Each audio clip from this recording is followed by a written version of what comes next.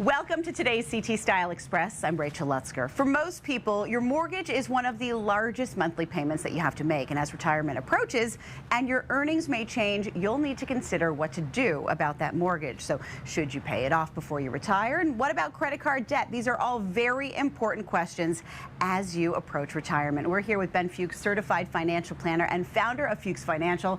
Thanks so much for being here. So let's talk about all of these very important decisions that we have to make when it comes to your mortgage. Should you pay it off before you retire?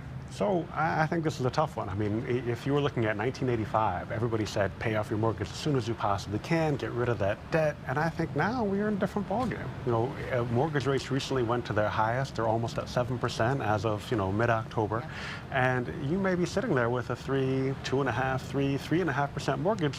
Why would you pay that off? Don't do that, because you might be able to get there are CDs and fixed annuities right now where you can get 3.5%, 4.5%.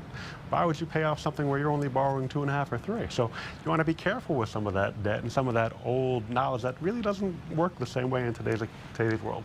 What about credit card debt? Because that could be very different as far as the percentage there. Oh yeah. We're not talking about 2.5% for credit card debt. We're talking like 20 to 30. Yeah, different ballgame. So, but when it comes to credit card debt, there are strategies that you can use, and a lot of people want to do debt consolidation, and that's not terrible. But I'll be honest, I had a client a few years back, and she needed to sign on for some of her son's medical expenses. And in order for her son to get treatment, she had to sign on the dotted line. Insurance didn't cover it. She ended up owing about $130,000. She doesn't have it. She put it all on credit cards. I don't believe she ever paid a dime in interest.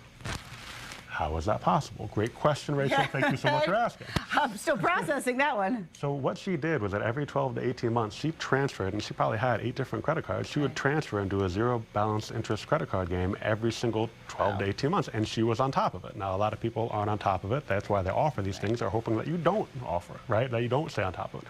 But for her, she did, and she was able to consistently pay off that. Now, it took her years, but if you think about $100,000 at 20% interest, you're paying $20,000 a year before you even get to your principal. So if you're able to do it this way, you're able to really focus on paying down that principal instead of the interest. And some people would look at it and say, okay, should I take from my 401k? Right. So taking from the 401k is usually not a great option, because you're paying taxes, you have raising your tax rate in order to do that.